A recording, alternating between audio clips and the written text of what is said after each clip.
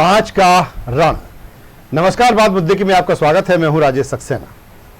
देश के 5 राज्यों में होने जा रहे विधानसभा चुनाव में चुनावी घमासान तेज हो चला है। हर प्रदेश में मुकाबला कड़ा और दिलचस्प देखने को मिल रहा है। 5 राज्यों के रण में जो 5 राज्य हैं, पश्चिम बंगाल, तमिलनाडु, केरल, असम और पुडुचेरी केंद्र शासित प्रदेश, ये वो 5 राज्य हैं जहां रणभेदी बच चुकी है, घमासान देखने को मिल रहा है। आज बीजेपी संसदीय दल की बैठक में पार्टी ने 5 राज्यों की अपनी आगे की रणनीति पर चर्चा की। बीजेपी कहीं स्वयं कहीं अपने सहयोगियों के साथ मैदान में है। सबसे पहले पश्चिम बंगाल की अगर बात करें तो उसका एमपी कनेक्शन भी है।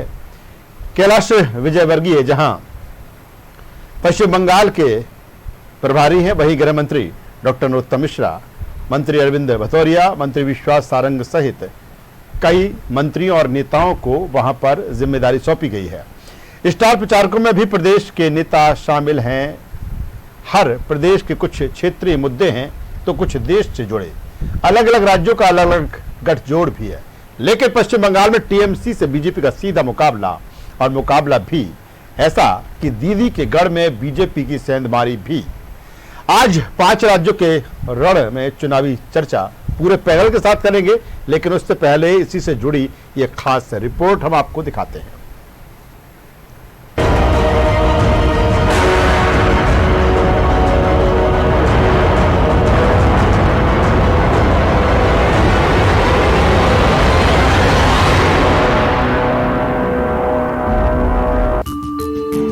देश के 5 राज्यों में होने जा रहे विधानसभा में चुनावी घमासान तेज हो चला है।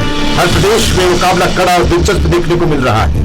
5 राज्यों के रण में जो 5 राज्य हैं, पश्चिम बंगाल, तमिलनाडु, केरल, असम और पुडुचेरी, जो कि केंद्र शासित प्रदेश भी है, ये वो 5 राज्य हैं जहां रणभेदी बच चुकी है। आज बीजेपी संसदीय दल की बैठक में पार्टी ने 5 राज्यों की अपनी रणनीति पर चर्चा की।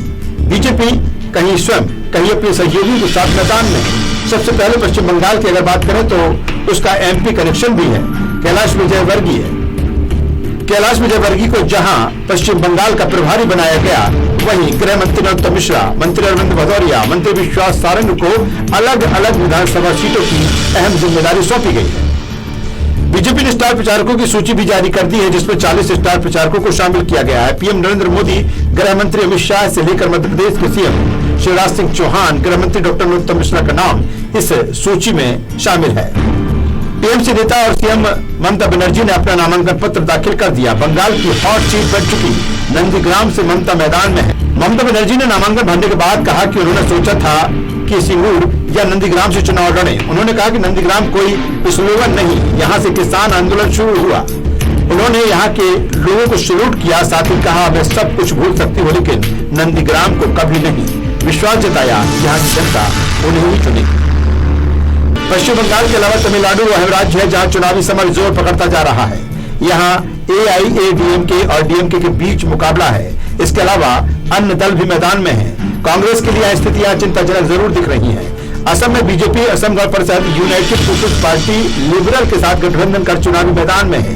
केरल में वर्तमान में लेफ्ट की सरकार है, वहीं कांग्रेस पार्टी का गठबंधन मुख्य विपक्ष के रूप में उभर रहा है। बीजेपी लंबे समय से केरल में जने जमाने की कोशिश में है।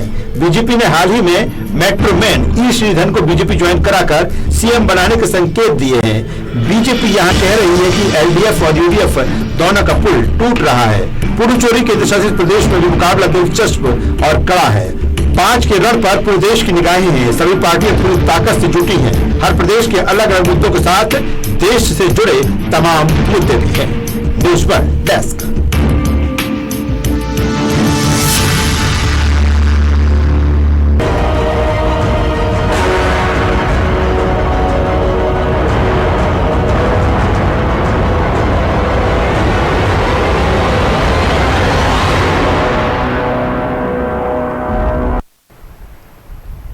तो 5 का रण, और रण में वो तमाम सारी चीजें, आरोप प्रत्यारोप, वादे दावे, तमाम जो एक चुनावी घमासान में होता है।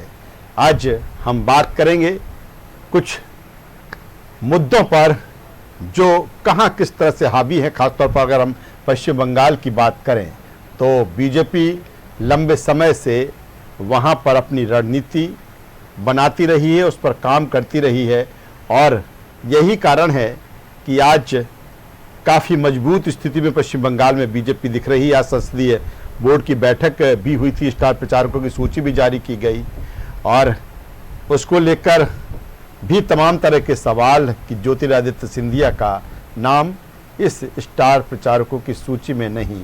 रण है, तमाम तरह के आरोप होंगे, प्रत्यारोप होंगे। आज इसी से जुड़े तमाम मुद्दों पर चर्चा करेंगे, बातचीत करेंगे। चर्चा शुरू करें उससे पहले अपने मेहमानों से आपका तारुफ करा दें, परिचय करा दें, उसके बाद चर्चा शुरू करेंगे। हमारे साथ दो मेहमान अभी हमारे स्क्रीन पर दिख रहे हैं। संदीप पौराणिक जी है, वरिष्ठ पत्रकार। संदीप जी, स्वागत करता हूं आपका। और हमारे साथ में है कांग्रेस नेता प्रवक्ता योगेश गुप्ता साहब। योगेश जी, आपका भी स्वागत करता हूं। सबसे पहले संदीप जी, मैं आपके पास ही आता हूं। जिस तरह से 5 राज्यों में चुनाव, लेकिन पश्चिम बंगाल काफ़ी अहम है। बीजेपी के लिहाज से देखा जाए तो लंबे समय से वहां पर तैयारी की जा रही थी। स्टार प्रचारकों की सूची भी उसके लिए जारी कर दी गई है। बात यही से शुरुआत करेंगे क्योंकि इसको लेकर भी लगातार सियासत गरमाई रही आज कि ज्योतिरादित्य सिंधिया का नाम इस स्टार प्रचारकों की सूची में नहीं है। क्यों बीजेपी आखिर ज्योतिरादित्य सिंधिया को भी ये नहीं मान रही है कि वो देश के नेता हैं, उनके चेहरे का जिस रूप में उपयोग करना चाहिए? क्या वजह रही कि स्टार प्रचारकों की सूची में वो नहीं? देखिए राजेश जी, एक हम बात देखते हैं तो बीजेपी की रणनीति है बंगाल को जीतने जी, और सारा जोर भी बीजेपी का उसी पर है जी। 5 राज्यों के चुनाव में चर्चा अगर कहीं किसी चुनाव की है तो पश्चिम बंगाल जी जी, क्योंकि बीजेपी को लगता है कि अगर बंगाल जीत लिया तो बहुत कुछ जीत लिया जी। इसके लिए वो सारा जोर लगाए हुए हैं, दल बदल करा रहे हैं, तमाम नेताओं को अपनी पार्टी में ज्वाइन करा रहे हैं और उनकी रणनीति पर वो बढ़ रहे हैं लंबे समय से। जहां तक आपने ज्योतिरादित्य सिंधिया की स्टार प्रचारकों की बात की है तो ये अपनी हर पार्टी की अपनी रणनीति होती है कि उसे किस तरह से आगे बढ़ना है। सिंधिया को अभी बीजेपी का सदस्य बने हुए जुमा 1 साल हुआ है और क्या जरूरी है कि कोई एक ऐसा नेता जो 1 साल पहले पार्टी में आया हो और लंबे समय तक उसने विरोधी पार्टी की राजनीति की हो और उसे कमान सौंप दी जाए। ज्योतिरादित्य सिंधिया को पश्चिम बंगाल चुनाव प्रचार करने ले जाने का आशय ये है कि बीजेपी को अपने ऊपर सीधे हमले कराना जी। कैसे ही सिंधिया उस तरफ सक्रिय होंगे इन इलाकों में जी। सीधे तौर पर कांग्रेस और तृणमूल कांग्रेस चाहे कम्युनिस्ट पार्टी सीधे हमला करेगी कि ज्योतिरादित्य सिंधिया वो नेता है जिन्होंने कांग्रेस को दगा दिया और खरीद फरोख्त के भी आरोप लगेंगे। तो बीजेपी की रणनीति का हिस्सा हो सकता है कि वो किसी तरह का मुद्दा विपक्षियों के हाथ नहीं देना चाहती, इसलिए सिंधिया को पीछे रखे हुए हैं चुनाव प्रचार के मामले में जी। चलिए, काफी अहम बात संदीप जी कह रहे हैं। ठीक है, ये मध्य प्रदेश के लिए मुद्दा हो सकता है, लेकिन ये पश्चिम बंगाल के लिए नहीं। हमारे साथ विकास बोंदरिया जी जुड़ चुके हैं, बीजेपी प्रवक्ता नेता। विकास जी, स्वागत करता हूं आपका। और अब मैं आपके पास में आता हूं। पश्चिम बंगाल को लेकर जिस तरह से बीजेपी की रणनीति, हालांकि मैंने संदीप जी से जिस तरह से ज्योतिरादित्य सिंधिया को लेकर बात की, उन्हें बेहतर तरीके से उस बात को कहा है। अगर हम पश्चिम बंगाल को लेकर देखें, अभी आपकी पहली सूची ही आई है, पहला और दूसरा जो फेस है उस चुनाव को लेकर, और उससे पहले तमाम टीएमसी के जो कमजोर कड़ी थी, कहीं ना कहीं आपने उस पर हाथ रखा। अब आगे की क्या रणनीति, क्योंकि अभी आज संसदीय दल की बैठक भी हुई है, क्या कुछ निकल कर आया उसमें? देखिए, अब भोपाल में बैठ के मैं विस्तृत बात बंगाल की तो नहीं बता सकता जी, लेकिन ये जरूर है कि पार्टी ने अपने विस्तार के साथ में बंगाल में वोटरों का दिल जीता है, मतदाताओं से बेहतर कनेक्शन बना है। उसका रिजल्ट हमें लोकसभा चुनाव में भी देखने को मिला। पिछले विधानसभा चुनाव में भी हम आगे बढ़े थे, लोकसभा चुनाव में तो बहुत आगे बढ़ गए। हमारा वोटिंग परसेंटेज बहुत अच्छा रहा, कुछ ही हम पीछे रहे थे 8% टीएमसी से। मुझे लगता है कि मध्य प्रदेश, यूपी ऐसे स्टेट्स हैं जिनका गवर्नेंस काल के लोगों के द्वारा चाहा जा रहा है, और फिर मोदी जी जैसी देश की सरकार चला रहे हैं। वो तो होती है इन सबको देखते हुए, और खास करके टीएमसी ने जो लोगों को योजनाओं से दूर रखा है, लोगों में कांग्रेस जैसी तुष्टीकरण की नीति अपनाई है, और विशेष करके हम यूं कहें कि बहुसंख्यकों को जिस तरह से टीएमसी की सरकार में अलग हाशिए रखा गया है, उससे वहां मतदाता को अनुभव कर पा रहे हो। हमारी स्ट्रेटेजी तो सिंपल है, जो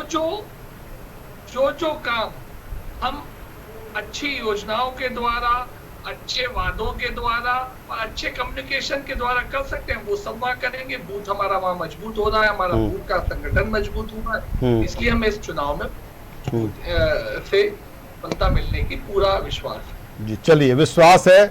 और योगेश जी के पास में आता हूं। योगेश जी, कांग्रेस कहां पाती है इस चुनाव में? जी राजेश जी, देखिए, कांग्रेस पार्टी अपनी पूरी क्षमता के साथ अपने गठबंधन के साथ बंगाल के चुनाव में उतर चुकी है, और कांग्रेस पार्टी को इस बार होने वाले चुनाव में आशानुकूल सफलता मिलने की पूरी उम्मीद है। पहला, 5 राज्यों में बंगाल एक ऐसी स्टेट है जहां एक सीएम को हराने के लिए एड़ी से चोटी तक का जोर लगा रहा है। न केवल पीएम मोदी जी, वरन उनकी पूरी कैबिनेट, डिफरेंट स्टेट्स के टॉप लीडरशिप को जिस प्रकार स्टार प्रचारक बनाकर बंगाल में भेजा गया, मध्य प्रदेश से पहले कैलाश विजयवर्गीय जी को जिस काम के लिए वो जाने जाते हैं, जिस काम के लिए वो पहचाने जाते हैं, विकास जी ने बिल्कुल सही बोला कि हमारी तो एक ही स्ट्रेटेजी है, और वो स्ट्रेटेजी भारतीय जनता पार्टी की पूरी देश में है, डिवाइड एंड रूल। तो वो उसी स्ट्रेटेजी को मेंटेन करने के लिए कैलाश विजयवर्गीय जी को 2 साल पहले वहां पहुंचाया गया। एक बात। दूसरी बात, संदीप पौराणिक जी ने जो सिंधिया जी को लेकर जवाब दिया, मैं उनसे बिल्कुल सहमत इसलिए हूँ राजेश जी कि बंगाल की माटी कुछ अलग है, वो गद्दारों को बर्दाश्त नहीं करती है। यही एक कारण मैं देखता हूँ, पूरी कांग्रेस पार्टी का ये मानना है कि बंगाल। लेकिन योगेश जी, संदीप जी की तो व्याख्या दूसरी थी। संदीप जी की व्याख्या तो दूसरी थी। जी बोलिए। जी, तो ये व्याख्या दूसरी नहीं थी, कहने का तात्पर्य उनका वही था। सदैव हुए शब्दों में उन्होंने अपनी बात करी, मैं उनसे सहमत हूँ। और सिंधिया जी को लेकर जो राहुल जी का कल बयान आया था, वो उसको अगर सीधी नजर से देखा जाए तो सिंधिया जी राहुल जी के मित्र रहे, उन्होंने हमदर्दी के बतौर ये बात कही थी कि सिंधिया जी का भारतीय जनता पार्टी में वो सम्मान कभी नहीं होगा जो कांग्रेस पार्टी में था। ये अकाट्य सत्य है। सिंधिया जी भी आज नहीं तो कल अपने इस फैसले पर पुनः विचार करेंगे, यकीन मानिए पछताएंगे। ना उन्हें भारतीय जनता पार्टी में कभी प्रदेश अध्यक्ष बनाया जाएगा, ना कभी मुख्यमंत्री बनाया जाएगा। कांग्रेस वो नेक्स्ट सीएम थे, नेक्स्ट प्रदेश अध्यक्ष थे, उसमें कोई दो राय नहीं। महाराष्ट्र से यहाँ वहां जाकर भाई साहब हो गए। तो ये सीधी बात है। मैं सिंधिया जी के बारे में ज्यादा विस्तृत रूप में नहीं जाऊंगा, बात चल रही है, मुद्दे पर आऊंगा। तो बंगाल चुनाव जितने भी मीडिया के सर्वे आए, वो अभी तक तो टीएमसी के पक्ष में आए, जिनको भारतीय जनता पार्टी या जो तथाकथित गोदी मीडिया दिखा नहीं रही है। एक बात। दूसरी बात, वहाँ बंगाल में चुनाव बीजेपी और टीएमसी के बीच में नहीं है, टीएमसी वर्सेस टीएमसी भी है। आज भारतीय जनता पार्टी वहाँ है कहाँ? आधी से ज्यादा, मोर देन 60% टीएमसी के नेता हैं बीजेपी में, उन्हीं को टिकट दिया गया है। आप कह रहे हैं गोदी मीडिया दिखा नहीं रही, लेकिन कांग्रेस जाए तो दिखाने के लिए, जैसे बीजेपी के तमाम नेता पश्चिम बंगाल पहुंच रहे हैं, कांग्रेस के कौन से लीडर है जो पश्चिम बंगाल जा रहे हैं?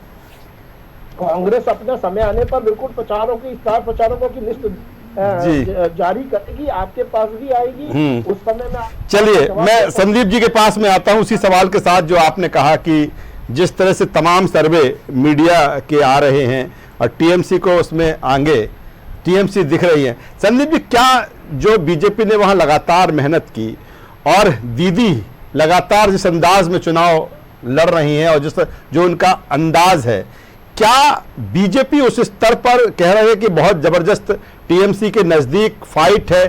कहां लगता है कि वाकई बीजेपी एक बेहतर विकल्प के तौर पर और कड़ी टक्कर के साथ में सामने है यहां पर? देखिए राजेश जी, ये तो तय है कि मुकाबला जोरदार है जी। अभी जो हमारे सामने तस्वीर आ रही है वह मीडिया में चल रहे वार की तस्वीर है जी। जिसे हम कह सकते हैं, चाहे टीएमसी हो वो चाहे बीजेपी, उनकी दोनों की जो सक्रियता है वो नजर हमें आ रही है, और उसी आधार पर हम एक आकलन करते हैं कि चुनाव में ये संभावना हो सकती है। और जहां तक सर्वे की बात है तो सब चैनल, सारे मीडिया हाउसेस के अपने सर्वे करने के तरीके होते हैं। मैं किसी को चुनौती नहीं देता, लेकिन सर्वे सबके अपने अंदाज में होते हैं। वो कितने सही कितने गलत ये तो चुनाव बताता है, ये अलग बात है जी। लेकिन पश्चिम बंगाल के चुनाव को आप ये मान के चलिए कि ये चुनाव बड़ा निर्णायक चुनाव होने वाला है देश की राजनीति के हिसाब से। लेकिन पश्चिम बंगाल वो राज्य है जो लेबर या यूं कहें कि श्रमिक आधारित राज्य है जी। भाजपा की नीतियां उस श्रमिक वर्ग को कितना संतुष्ट कर पाई होंगी, ये बड़ा सवाल रहेगा। देश में किसान आंदोलन चल रहा, नहीं किसान आंदोलन का पश्चिम बंगाल पर बहुत ज्यादा असर नहीं होगा। मुझे ऐसा लगता है कि जो लेबर रिफॉर्म है, अगर पश्चिम बंगाल के मजदूरों ने उसे अपने अनुकूल लिया होगा तो बीजेपी सत्ता में आएगी, और मजदूरों को ये लगेगा कि ये लॉ जो है वो हमारे खिलाफ है, तो फिर टीएमसी की बातचीत तय है। संदीप जी, इससे लगातार बीजेपी भी कहती रही नंदीग्राम को लेकर कि ममता बनर्जी यहाँ से आए, चुनाव लड़के दिखाएं। उन्होंने भवानीपुर की सीट छोड़ी, नंदीग्राम, और जिस किसान से जुड़ी बात आपने कही, किसान आंदोलन की बात कही, आज बात उन्होंने वहीं से शुरुआत की है कि यहाँ से किस तरह से किसान आंदोलन शुरू हुआ था और वो उसमें थी, और नंदीग्राम को लेकर तमाम तरह की चीजें की। ये कितना इफेक्ट डालती हैं? देखिए, ममता बनर्जी ने एक बड़ी चुनौती स्वीकार की है, आपको इसको मानना पड़ेगा जी। वो उस प्रदेश की मुख्यमंत्री हैं, वो चाहती तो 2 सीट से चुनाव लड़ सकती थी, लेकिन उन्होंने अपने कार्यकर्ता, क्षेत्र के मतदाता को ये संदेश देने की कोशिश की है कि मैं सिर्फ 1 सीट से चुनाव लड़ूंगी।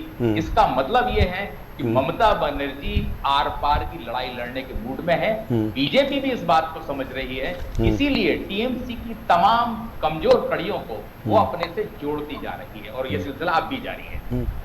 क्या संदीप जी, जिस तरह से किसान आंदोलन का आपने जिक्र किया, क्या असर इस चुनाव में दिख रहा है वहां पर? क्योंकि पश्चिम बंगाल भी एक ऐसा राज्य रहा है, और ममता बनर्जी रही है कि उन्होंने पूरी तरीके से 3 कानूनों की खिलाफत लगातार करती आई है। वो राजेश जी, पश्चिम बंगाल का जो हम समझते हैं उस पे किसान बहुत बड़ा निर्णायक नहीं है जी। बहुत बड़े वर्ग की जो पहचान है वो श्रमिक राज्य के तौर पे पहचाना जाता है जी। कम्युनिस्ट का जो शासन रहा उसके पीछे बड़ा कारण यही था कि वहां श्रमिक बड़ा वर्ग है, और श्रमिक वहां का माहौल बनाता है, वहां के फैसले श्रमिकों के हाथ में होते हैं राजनीतिक तौर पर, या यूं कहें चुनाव जीतना और हारना। इसलिए ममता बनर्जी दोनों वर्गों पे, ऐसा नहीं है कि किसान बिल्कुल नहीं है, लेकिन ममता बनर्जी ये जानती हैं कि श्रमिक एक साथ उनके साथ खड़ा हो सकता है, इसके साथ ही वो किसानों का भी उन्हें समर्थन मिले, इसके लिए वो लड़ाई लड़ रही है। और स्वाभाविक है, जब विपक्ष पूरा केंद्र सरकार के कृषि कानूनों का विरोध कर रहा है तो विरोध तो ममता भी करेंगी ना। बिल्कुल, तो ममता ही विरोध करेंगी। संदीप जी जिस तरह से कह रहे हैं, विकास जी क्या कहेंगे? योगेश जी के जो सवाल थे, पहले मैं उसका जवाब चाहूंगा, फिर दूसरे सवाल पर आऊंगा आपके पास। देखिए, अब योगेश जी तो घायल हैं सिंधिया जी से, उन्हीं की बात करते हैं। अब सिंधिया जी प्रचार करेंगे, पार्टी के संगठन को मजबूत करने का बीड़ा सिंधिया जी ने भी उठाया है, और हमें उनका सहयोग मिल भी रहा है।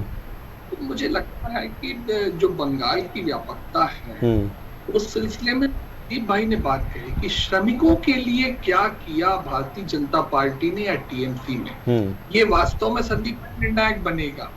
मोदी सरकार ने जिस तरह से अंत्योदय योजनाओं के द्वारा निचले वर्ग के लिए कल्याण के लिए काम, अब देखिए उनके लिए मेडिकल इंश्योरेंस, उनके लिए लाइफ इंश्योरेंस की फैसिलिटी मैं बता रहा हूँ, उनके लिए जैसे हमने अनाज खाद्यान्न की व्यवस्थाएं करी हैं, जिस तरह से उनके लिए हाउसिंग सेक्टर में हमने बहुत बड़े स्तर पे आवासों की व्यवस्था करने का जिम्मा लिया है। बंगाल के किसानों में असर क्यों नहीं आएगा? बंगाल के किसानों को किसान सम्मान निधि नहीं पहुंचने दी दीदी ने अगर, तो बिल्कुल उसका नकारात्मक असर दीदी को भुगतना पड़ेगा। पूरा देश के किसान सम्मान निधि के माध्यम से अपनी के एवज में कुछ कुशन को पा रहा है, और वो बंगाल का किसान बेचारा महरूम रह गया। अब आप देखिए, इसके बाद में जो आयुष्मान योजना है वो फोकस किसके लिए है? वो फोकस खास करके जो हम कहते हैं कि लोअर क्लास के लिए ही है, वहां पे उनको एडवांटेज मिला। तो मुझे लगता है कि हितग्राही योजनाओं के माध्यम से जो हमारे समाज pyramidal format, social pyramidal format में जो बेस लाइन के ऊपर लोग हैं और बहुत बड़ी संख्या में उनको तो फायदा मिला है, वही भारतीय जनता पार्टी के जीत के माध्यम को हर जगह बढ़ाता आ रहा है, न केवल पंजाब, न केवल बंगाल, बल्कि सब जगह बढ़ाता आ रहा है। और इसका हमें व्यापक पॉजिटिव नेचर तमिलनाडु में हमारे अलायंस के साथ में देखने को मिलेगा, आसाम में देखने को मिलेगा। और ये अंत्योदय काम ही हमारी ताकत है। मिडिल क्लास के इस तरह से हमें इंफ्रास्ट्रक्चर बेटर बनाना है, शिक्षा स्वास्थ्य की योजनाओं को बेटर हमने बनाया है, और किस तरह से हमने उन्हें एक बेहतर लॉ एंड ऑर्डर दिया है। अगर लॉ एंड ऑर्डर जो ममता दीदी संभाल रही है वो भी कंपैरेटिव चार्ट में है लोगों के द्वारा, कैसे देश की सुरक्षा के लिए खास करके रोहिंग्यास के मामले में, और जो ममता दीदी ने कुछ विषयों के ऊपर तुष्टीकरण की नीति अपनाई है, विशेष करके मुस्लिम तुष्टीकरण की नीति, वो सब बिंदु हमारे पक्ष में जा रहे हैं। आपका चेहरा पश्चिम बंगाल में नहीं है फ्रंट में, क्या मोदी मैजिक भी उसको लेकर बीजेपी? देखिए, भारतीय जनता पार्टी का उसूल है, नेतृत्व का चेहरा तो खैर होता ही होता है, उसका अपना भी प्रभाव है। मोदी जी वहां अगर कैंपेन कर रहे हैं तो उनका प्रभाव है, अमित शाह जी का प्रभाव है, कैलाश विजयवर्गीय जी मध्य प्रदेश से जाके वहां के कार्यकर्ताओं में रच बस गए हैं। लेकिन फिर भी मैं कहूंगा, हमारा प्रवक्ता हमारा बूथ का कार्यकर्ता होता है, हमारा चेहरा हमारा बूथ का कार्यकर्ता होता है। विधानसभा का उम्मीदवार तो सेकंड नंबर पे आता है। तो हमारा वहां पे जैसे जैसे बूथ का संगठन मजबूत हुआ है, और न केवल बंगाल में तो अब मजबूती पा रहे हैं हम, बाकी जिन स्थानों में, जिन प्रदेश, जिन जिलों में हमने मजबूती पाई है, वहां हमें जीत का परचम गड़ाने में सफलता हासिल हुई है साहब। चलिए योगेश जी, क्या कहेंगे कांग्रेस को लेकर? आपने कहा कि स्टार प्रचारकों की सूची भी सामने आ जाएगी अभी, क्योंकि कांग्रेस उस तरह से पश्चिम बंगाल में दिख नहीं रही है। देखिए, पांच राज्यों के चुनाव हैं, कांग्रेस अकेले बंगाल पे फोकस नहीं किए हुए, केरल, तमिलनाडु और पौंडीचेरी में भी राहुल गांधी जी अपनी प्रचार शुरू कर चुके हैं, कोलकाता में भी जाएंगे, निश्चित रूप से प्रियंका जी भी जाएंगी, और भी अन्य नेता मध्य प्रदेश से भी जाएंगे। तो कांग्रेस पार्टी सभी राज्यों को लेकर पूरी गंभीरता के साथ चुनाव लड़ने जा रही है, एक बात। दूसरी बात, भारतीय जनता पार्टी ने कहा कि हम लेबरों के लिए, हमने श्रमिकों के लिए, जैसा कि आदरणीय पौराणिक जी ने कहा कि श्रमिक एक बहुत बड़ा वोटर के रूप में निर्णायक भूमिका निभाता है। लॉकडाउन के दौरान हमने देखा श्रमिकों की क्या हालत हुई है पूरे देश में, इंक्लूडिंग वेस्ट बंगाल। भूखे मरे हैं श्रमिक हमारे, पाँव में छाले पड़ गए हैं, उनसे किराया वसूला गया है। तो ये सब चीजें क्या वो भूल जाएंगे? मैं समझता हूँ ये ही एक बहुत बड़ा कारण है जो प्री पोल सर्वे में निकल कर आया है कि ममता बनर्जी रिपीटेशन मानने जा रही है।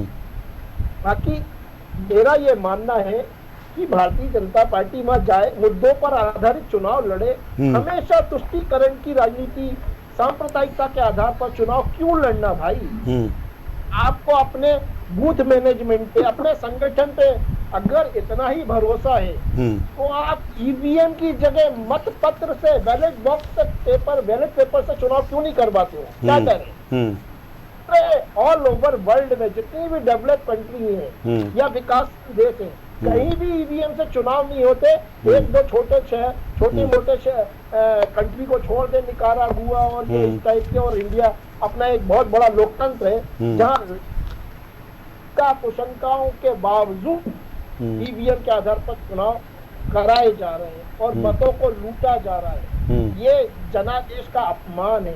अगर आपको अपने बूथ मैनेजमेंट पे, अपने संगठन पे, अपने मतदाता पे भरोसा है तो बैलेट बॉक्स में आइए ना। स्वागत है आपका। फिर देखते हैं मोदी जी का मैजिक और अमित शाह जी का मैजिक। तो राहुल का मैजिक कहाँ गया? राहुल जी का मैजिक तो आएगा साहब, राजेश जी, आप भी देखेंगे। He became our next prime minister. चलिए, तो तमाम तरह के, क्या कहेंगे विकास जी, कुछ कहेंगे? विकास जी कुछ कह रहे थे जी, विकास जी कुछ कह रहे थे जी, विकास जी जी कुछ कह रहे थे आप?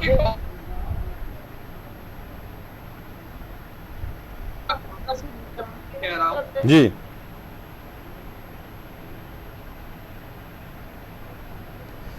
तो चलिए, 5 राज्यों में विधानसभा चुनाव और अलग अलग राज्यों की अलग अलग तासीर, लेकिन पश्चिम बंगाल सबसे अहम राज्य, जिस तरह से संदीप जी ने कहा, और कहीं ना कहीं जो फोकस बीजेपी का पश्चिम बंगाल को लेकर और जो घमासान है, जो आरोप प्रत्यारोप है, दावे वादे हैं, लेकिन इन सब के बीच अगर देखा जाए तो मुकाबला टीएमसी और बीजेपी के बीच, अन्य राज्यों की हम बात करें, चाहे वो केरल हो, असम हो, तमिलनाडु हो, पुडुचेरी हो, अलग अलग तरह के समीकरण हर राज्य के। हमारे साथ चर्चा में जुड़ने के लिए संदीप पुरोहित साहब आपका, योगेश गुप्ता जी आपका और विकास जी आपका, तीनों मेहमानों का शुक्रिया करूंगा। तो कुल मिलाकर 5 राज्यों का जो रण है और रण से जुड़े जो अपडेट है, जिस तरह से आज ममता बनर्जी ने अपना नामांकन पत्र दाखिल किया और उन्होंने हुंकार भरी और कहा नंदीग्राम को लेकर कि किस तरह से नाता उनका नंदीग्राम को लेकर रहा है। इसके अलावा अगर हम बात करें तो केरल की जो स्थितियां परिस्थितियां हैं बिल्कुल बदली हुई है। असम, पुडुचेरी और तमिलनाडु में जिस तरह से AIADMK और DMK के बीच मुकाबला, इसके अलावा अन्य दल भी, लेकिन कुल मिलाकर जो 5 का रण काफी अहम हर दल के हिसाब से। चर्चा बस इतना ही। न्यूज़ वर्ल्ड पर खबरों का सिलसिला लगातार जारी है। अब बने रहिए हमारे साथ। नमस्कार।